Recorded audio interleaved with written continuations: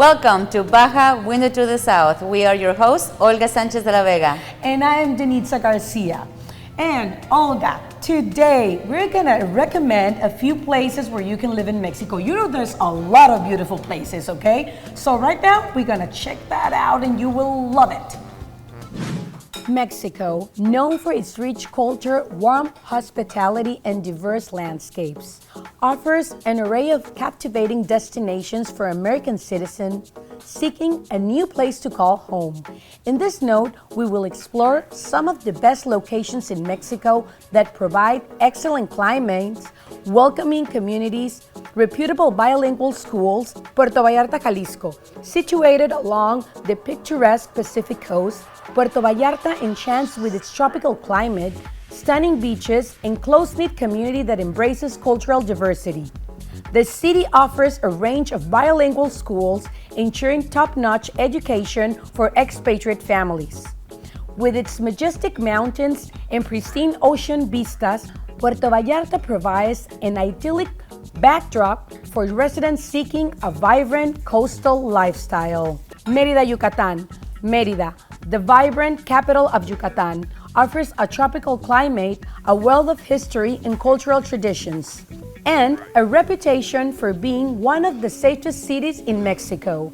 American citizens will find excellent bilingual schools, a friendly community, and captivating landscapes that include cenotes and ancient Mayan ruins. Querétaro, Querétaro. Querétaro, a city with a pleasant climate and well-preserved colonial architecture, stands out as a welcoming and secure destination. The city's diverse community, reputable bilingual schools, and breathtaking landscapes create an ideal setting for American citizens seeking a high quality of life in a historical and cultural rich environment. Playa del Carmen, Quintana Roo. Nestled on the stunning Caribbean coast, Playa del Carmen beckons with its tropical climate, pristine white sand beaches, and a vibrant international community. Expatriates will find a range of reputable bilingual schools, along with captivating natural wonders such as a coral reef and cenotes. The city's energetic ambience and cultural offerings makes it an attractive choice for American citizens. Guadalajara, Jalisco. As Mexico's second largest city, Guadalajara offers a temperate climate, a thriving cultural scene, and a blend of modernity and tradition. Expatriates will discover prestigious bilingual schools, stunning mountainous landscapes, and a warm and welcoming community. Guadalajara presents an ideal balance of urban amenities and a natural beauty. Puebla, Puebla. Puebla, renowned for its colonial architecture and UNESCO World Heritage status, provides a rich history and a diverse culinary scene. American citizens will find reputable bilingual schools, captivating volcanic landscapes, and close proximity to Mexico City. Puebla offers a harmonious blend of old-world charm and modern comforts. Ensenada, Baja California. Ensenada, situated along the picturesque Baja California coastline, offers a pleasant climate, a close-knit community, reputable bilingual schools, and breathtaking coastal landscapes. Expatriates can enjoy the proximity to the renowned vineyards of Valle de Guadalupe while benefiting from the city's lower crime rates compared to other areas in the region. When considering a move to Mexico, these destinations provide American citizens with exciting options. Now you know one of our best kept secrets, the most beautiful places or the best places to live here in Mexico. Now with Denitza, we're going to find out why are so many Americans moving here to this beautiful country. Well, hello everyone. This is Baja Window to the South, and today I'm with someone really special. He is Salomon Saul. He's a commercial director of the Cosmopolitan Group. They specialize in the development and construction of real estate projects. And well, they have done great things here in our city. So I just can't wait to interview him. Welcome. Thank you very much. Thank you so much for having us here in the Cosmopolitan Tower, right? Yes, yes. I would like to start, we're living right now, the world already changed, and why do you think that, Americans from California are moving to Tijuana quickly and very often right now? Tijuana is a great opportunity to live. The quality of life, obviously living in San Diego, not only the rent, supermarket, gasoline, everything that you need to live costs much more in San Diego. So there's an option here in Tijuana where the rent prices are probably 50% less, and the cost of living is probably 70% less, and that's very attractive to a lot of people that are winning minimum wage or medium wage. They can live here and cross every day to San Diego to work and come back. So Tijuana has become a place where you can be close to the United States, but live a little bit, in a city where it costs less to live in. Exactly. So if you make a comparison, between Tijuana and San Diego, it's about in housing costs. It's 50% less. 50% less. Okay, that is, of course, a lot. A lot. And what kind of properties do you offer? Our company does everything. We do hotels, office buildings, apartments, residential houses. We do also warehouses.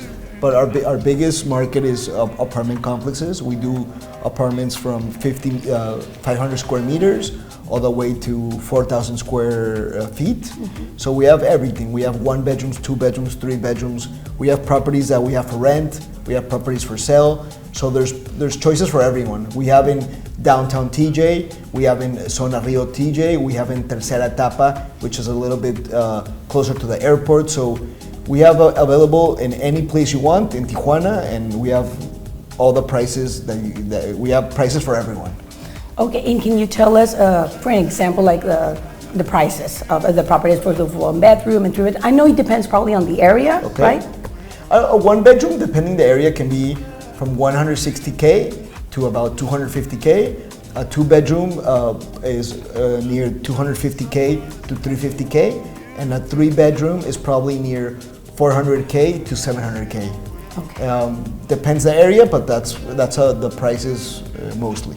Okay, yeah, great, excellent. And about the buyers, they're mostly Americans, Hispanic, retired. We have everything. We have Americans that are young, that are working in San Diego and living here. We have a lot of retired people. I think retired can be 20%, people that are already 65 and up that want to live here, want to live a more relaxed life, a cheaper life, and they live here. And we also have people from all the United States. I have clients from Arizona, New York, that they live there, and now with the home office, they're working here and renting here and living here in Tijuana. Well, and also about the rents, the leasing, what are the prices? For 1 bedroom is about $1,000. Mm-hmm. A 2 bedroom is about $2,000 to $2,500, and a 3 bedroom is like $3,000. Okay. That's the prices that are right now in the market. And they're really pretty, okay, and well done. Let me tell you, everyone. No, it's like downtown San Diego.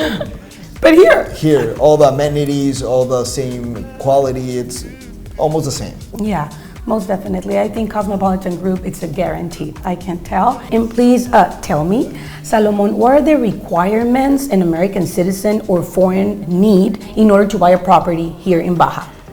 One of the major needs is you need a fideicomiso, which is a trust. Mm-hmm. There's a law in Mexico that Americans or foreigners cannot own land directly, so you do it via a trust. You can do the trust in a lot of banks here in Mexico. You open the trust, and with the trust you can buy the property. Mm-hmm. So it's something relatively easy.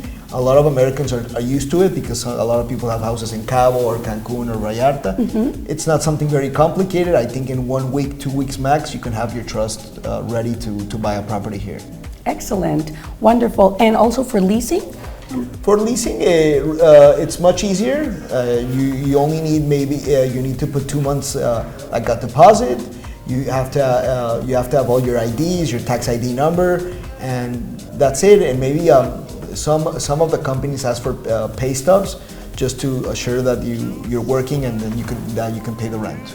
Excellent, wonderful. And can you please tell us, where we can find you or look for you in social media or your, website? Yeah. So anyone that is interested can. Our website is cosmopolitangroup.mx. We also have Facebook. All the Facebook of all the projects you can find us. But mostly, if you search us on Google, all the projects of our company you will be able to see there. Yeah, we'll show up very easily. We have our in the website. We have our contacts, the email, and we have people that can show you the apartments, give you the information. Excellent service, I can tell as well. So great. If there's something else that you would like to add? No. I'm inviting everyone to come. No Tijuana, no Baja, not only Ensenada, Mexicali, Tecate, Rosarito. We have a lot of beautiful things for tourism, to come to know. I think it's a great place to invest. So anyone who wants to come, welcome, and our doors are open. Totally agree. Thank you so much again, Salomon Saul, for being here with us in Baja Window to the South. Thank you. Thank you. Now let's find out where our favorite foodie from TJ is going to take us today.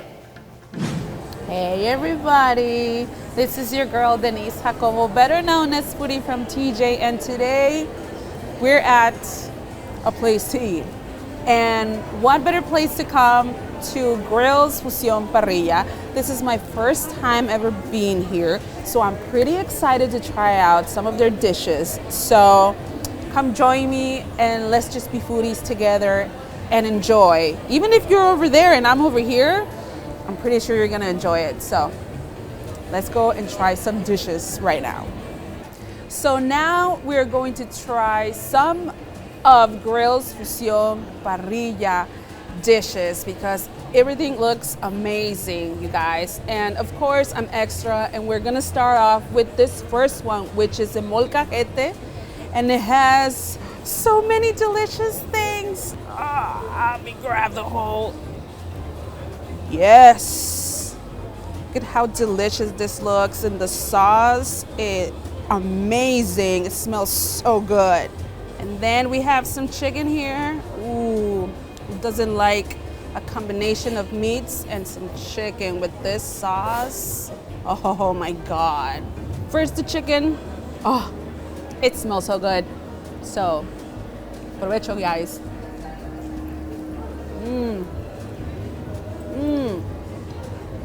It's so tender and it's seasoned so freaking good.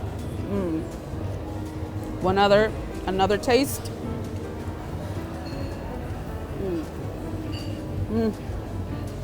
It's well seasoned. Ooh, and who doesn't like some nopalitos? Look at this. Oh my God, for the nopales lovers. I love this in a good molcajete. And now we're gonna try this mezcal with Jamaica, and it's called Porto Alegre. Before we actually pass to the next dish, which is basically aguachile and ribeye. So let's first clear up our palate.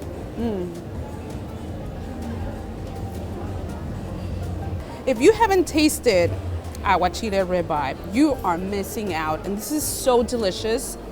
And yes, guys, because it's aguachile, it's supposed to be cold, and it gives it that taste of if you're eating aguachile, but it's not seafood, but it's meat. So I'm actually gonna grab it, man, because I feel like I'm gonna make a mess. So, provecho.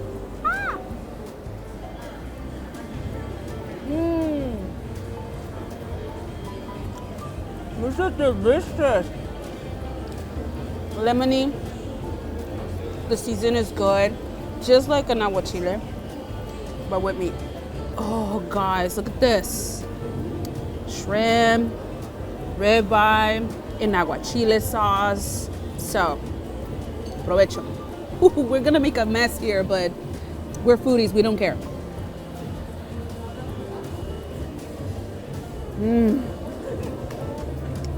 It's really good.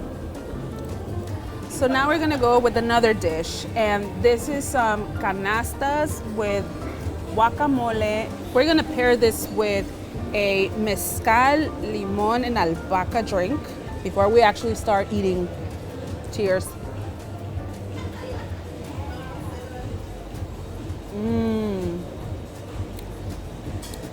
Mezcal is my favorite. You know this.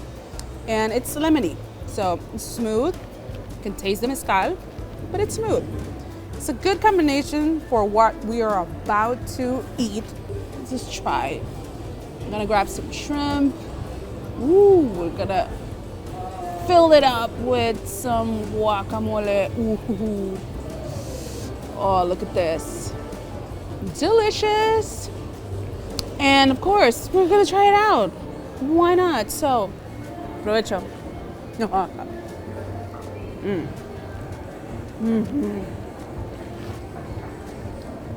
This guacamole, smooth, a little bit lemony, and the shrimp definitely makes it a good combination. And now we're gonna pass to another dish. But before this, we're gonna try this drink. It's called Lucky, and it has gin and maracuya. So, you already know. Cheers.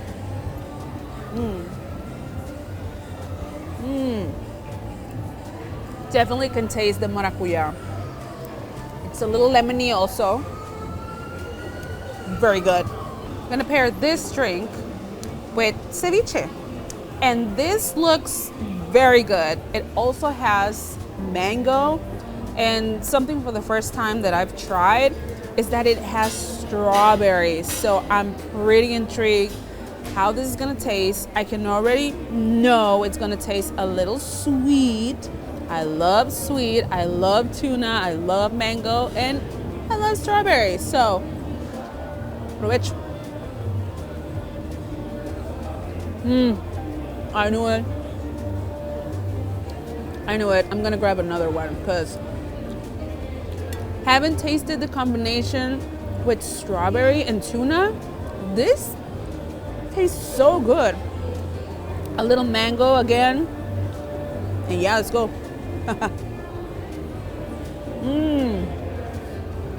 This is a very interesting, delicious, sweet ceviche. Tuna ceviche. But look at this dessert, you guys.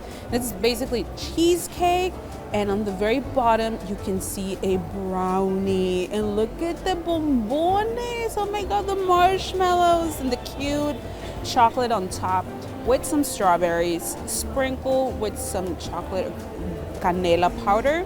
So we're going to try this out because I'm dying.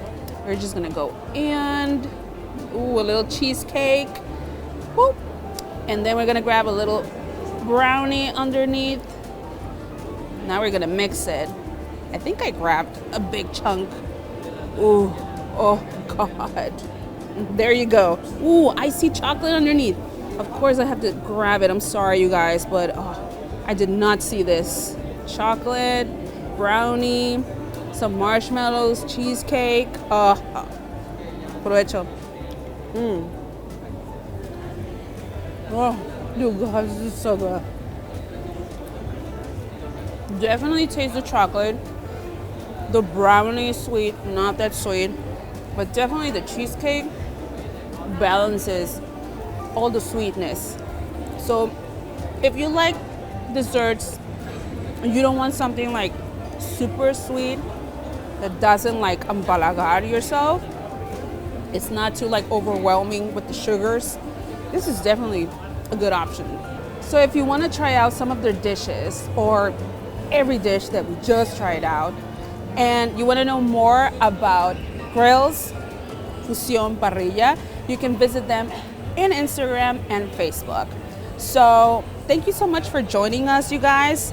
And where are we gonna go next? Who knows? I love surprises, and just stay tuned for next time. Bye. Hello everyone. Today we're at the Immunity Therapy Center, ITC, and I'm with Dr. Pablo Orozco, who is going to talk about chelation therapy. Doctor, thank you so much for being here with us. No, thank you for giving me the opportunity to talk about a treatment that I think is very important and not a lot of people know about it, so I think it's crucial. Excellent. Very sure of that. And well, we're gonna start with what is chelation therapy and how does it work? Chelation treatment is intravenous therapy that we administer here at the center, but it's very, very important to notice that it's very different to a standard treatment. A chelation treatment is going to be used to remove heavy metals from the body. It's very different if you do it through a detox process, that's what we do here, or to treat actual toxicity from minerals. So in this case, we use it intravenously, and how it works, it binds to the minerals, in this case, metals, and it's going to help to eliminate them from the body. But it will depend on how much toxicity the patient has to know the strength of the chelation that we will be using. Excellent. And what are the conditions or diseases that can be treated or improved with chelation therapy? There's a lot of information about what can be improved with chelation, heart conditions, for example, especially coronary ones. We also have chelation being used to detoxify the body, which is the full purpose of this. Remember, we're exposed to heavy metals in the water, the food, even the environment. So it's important to do it as a detox process, but chelation is used to remove heavy metal toxicity that is going to be an actual condition. That's the most common treatment or the most common solution. It will be for heavy metal toxicity. And what are the different types of chelation agents used in therapy, or how do they work?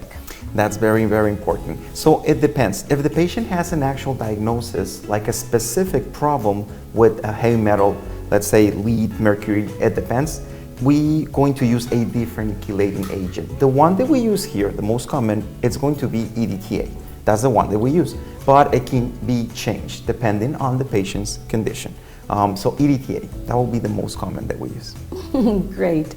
And okay, and what are the potential benefits of chelation therapy? The benefits, the patient will see them right away. After we do chelation treatment, the patient starts feeling better.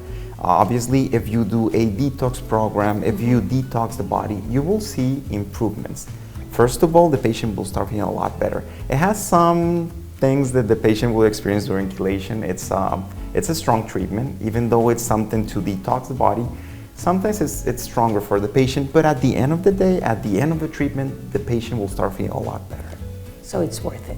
Yes, it is. That's great.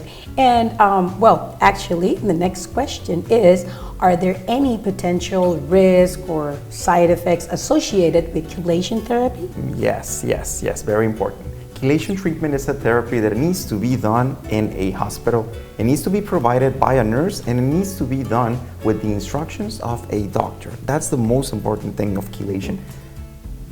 I mean, any intravenous treatment, it's important to be in a hospital because anything can happen. Allergic reactions, which is not that common, but it can happen. But during chelation treatments, the most common side effect will be problems with electrolytes, especially calcium levels with EDTA. So we always monitorize those things after the chelation is administered. But not only that, we also add to the chelation, the intravenous treatment, we add some elements like calcium, minerals, that they're going to help to get the levels of in this case, the calcium level or even vitamin C to get into a normal range. And it's very important. Okay, so we should listen to the doctor and follow instructions, right? And how is chelation therapy administered, and what is the treatment process like? Okay, so to administer, it will be intravenous. And the treatment, from the patient's point of view, it's very simple. A nurse will administer or install a catheter, and then we will just do an IV. But the backstory of this, the doctor will specify the amount of chelating agents that will be used and pretty much the length or the time that it will be administered. It's crucial to follow those orders. So that's going to be a very simple process for a patient, but on the background for the doctor and for the hospital, it's something very serious that we always take in consideration. Also, previous records of the patient. It's important to the whole process. Okay, thank you for that information. And well, I think how long does each session of chelation therapy typically last, and how many sessions are usually recommended? Okay. So the time will vary. It could be between 1 hour to even 6 hours. It depends on what we're treating. But usually around 2 hours will be the amount that we usually administer. How many sessions?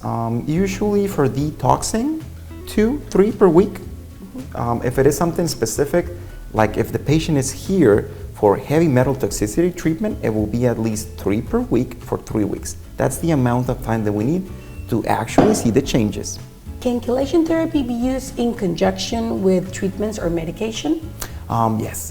Most of the time, our patients are going to be receiving chelation treatment alongside other treatments. But if it is only used for heavy metal toxicity, I think that the most common thing to do will be just to do chelation intravenous alone. That's the intravenous route.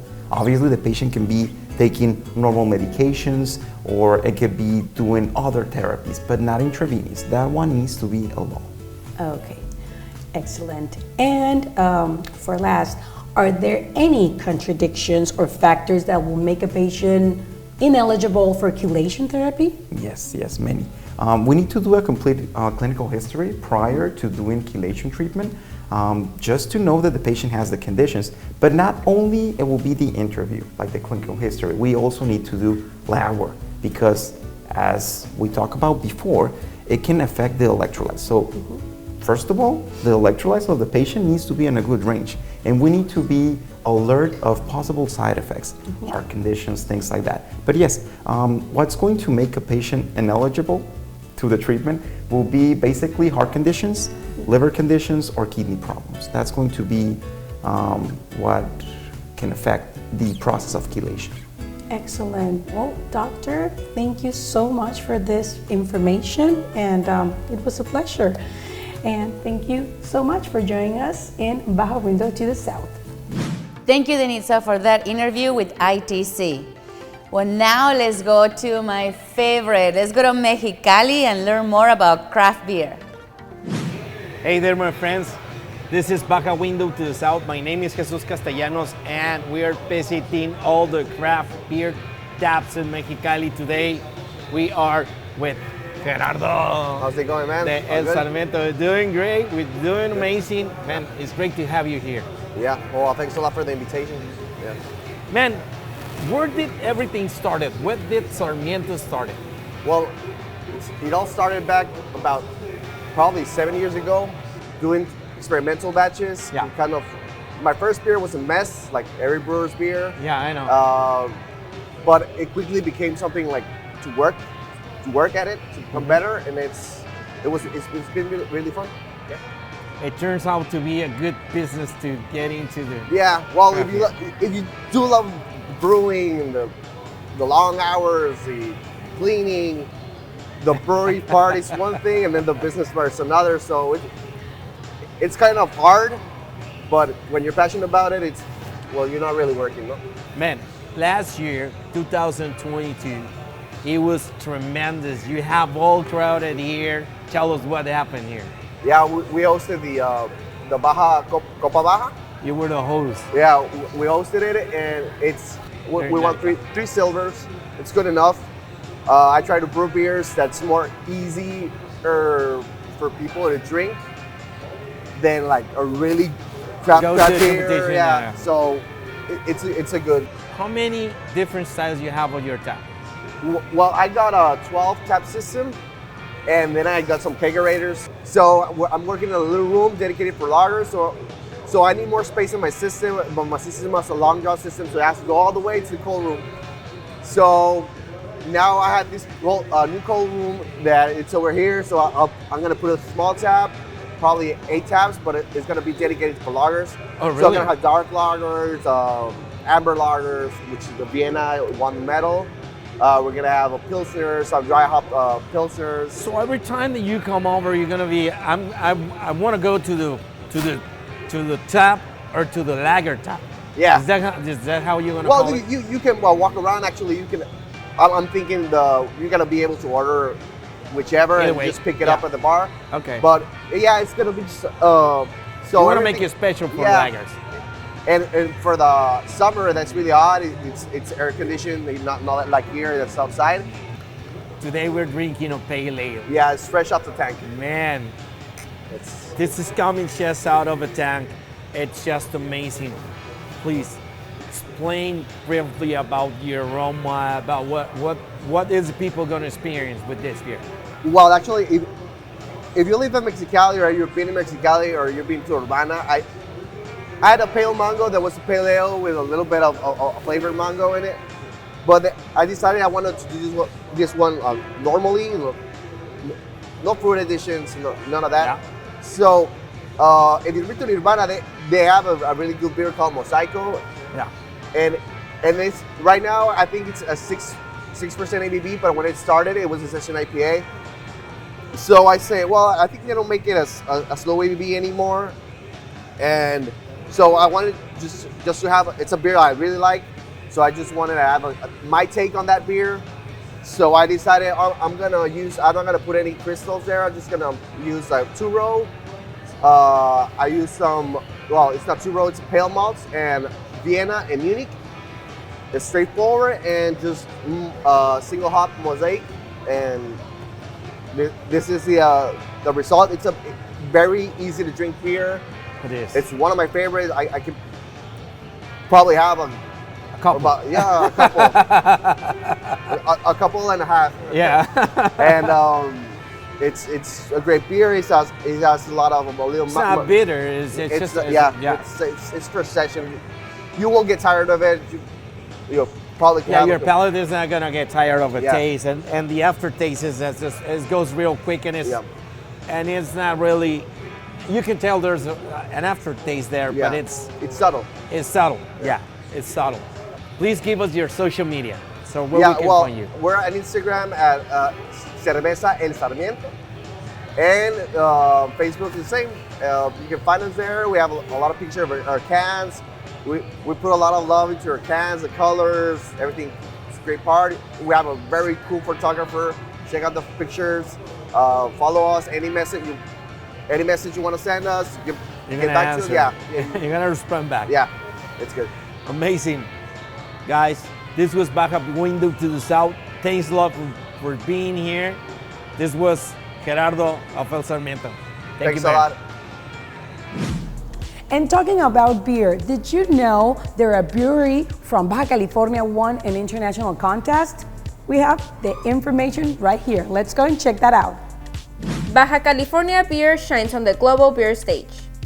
And the prestigious World Beer Cup, a competition that brings together over 2,000 breweries from around the world. A Mexican beer has claimed the bronze medal. The distinguished winner was Cervecería Wendland, representing Mexico with its exceptional product, Foca Parlante, in the American-style Black Ale or American-style Stout category. Cervecería Wendland, originating from Ensenada, has been internationally recognized since 2012, accumulating awards and distinctions in various beer competitions. Their success has extended beyond the borders of Baja California, where their flagship products are available in self-service stores. Now, craft beer enthusiasts across the country can enjoy Foca Parlante in specialized shops, online, and department stores. It is worth highlighting that it is no small achievement. In fact, the World Beer Cup is considered the Olympics of beer, and the voting results are made public, providing transparency to the quality and style of its evaluated beer. This recognition of Mexican beer is a source of pride of all Baja California and all of Mexico, as it demonstrates the excellence and creativity of Mexican craft brewers. Mexico has another reason to be proud on the global stage. Not only are our tourist destinations and rich gastronomy internationally recognized, but now our beers have also been acclaimed as some of the best in the world.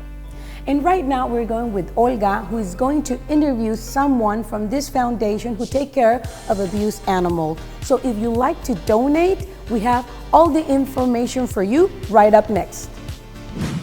I'm here with Liz Lopez, who is from Huellitas en Hambre, and I've been holding on the tears. I might cry on this one. Liz, tell us, what is Huellitas en Hambre? Huellitas en Hambre no es una asociación como tal, porque todavía no estamos conformadas, porque pues se necesita mucho dinero y lo que hacemos son rifas, venta aquí en nuestro negocio y especialmente nos apoyamos con personas de nuestro alrededor que son empáticos con los animalitos.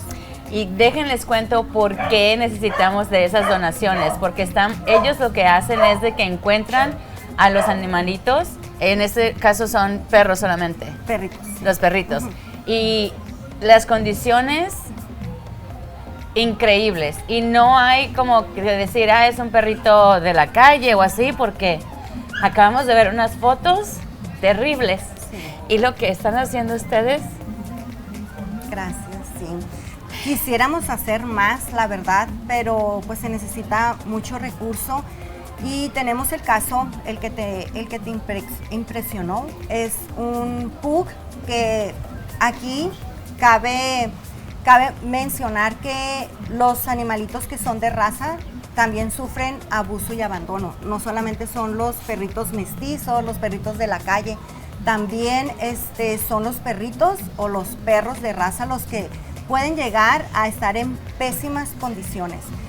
Tenemos ahorita un pug que aproximadamente tiene unos 8 meses. Se le quitó a una persona, está en un hogar temporal, ya tiene 2 meses porque su condición, la verdad que sí estaba muy deplorable, muy lastimosa su situación. Entonces no podemos dar a los perritos en condiciones que no estén aptos para ser adoptados porque se los tenemos que dar sanos a las personas. Exacto, y lo que ustedes están haciendo es que están buscando qué es lo que necesitan, les dan ese amor, los preparan. Sí. Y también tienen lo que es el proceso de los cuidados antes de que vayan ya con la persona que los quiere adoptar. Así es, pero nos hace falta mucho concientizar a las personas y a los niños. Tenemos que hacer campañas que sean masivas y gratuitas de esterilización si no queremos ver tanto animalito suelto en la calle.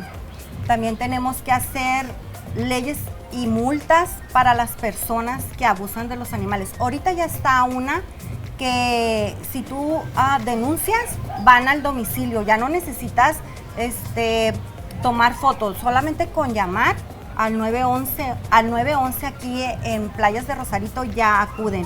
Hemos tenido acercamiento con la persona que está encargada de control animal, pero como que nos falta hacer más equipo con el gobierno y con la persona que está encargada de control animal. Y seguir con esto, y muchísimas gracias Liz por hablar de ello, porque la educación es en todas partes. Sí. Y si no pueden con ese animalito, si no los pueden tener, llámenle a sus familiares para que les ayuden, llámenle a organizaciones como aquí con Liz y busquen maneras de cómo seguir protegiendo a estos animalitos que requieren de tanto cariño y de tanto amor y que también nos lo dan. Sí.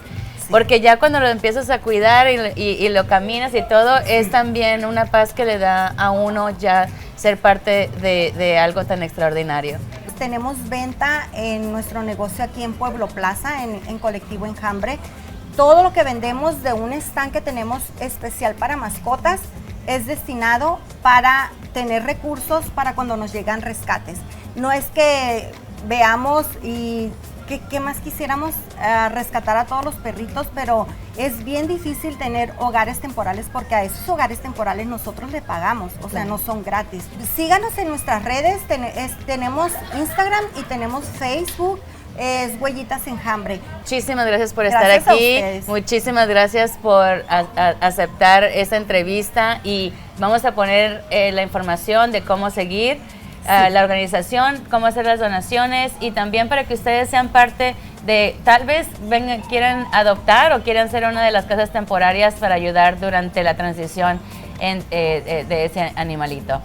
So now you know where to find Liz and her organization, and these donations are extremely important because it helps throughout the process of getting that beautiful creature into a healthy environment, to be healthy and then to be ready for their new home. Thank you so much for joining us for this interview. I know I was a mess. But wait till you see the beautiful labor that they're doing, and then you're gonna say, I want to be part of that. Thank you. And I'm very thankful that we have organizations such as them to take care of, you know, these little animals. Yeah, most definitely. So if you'd like to donate, please do, right? Yes, definitely. And we thank you for joining us this week in Baja Window to the South. Of course, we expect you next week as well. And please like us, share our show, and any comment is more than welcome, right? Yes, please. We can't wait to see you. And well, see you next week again.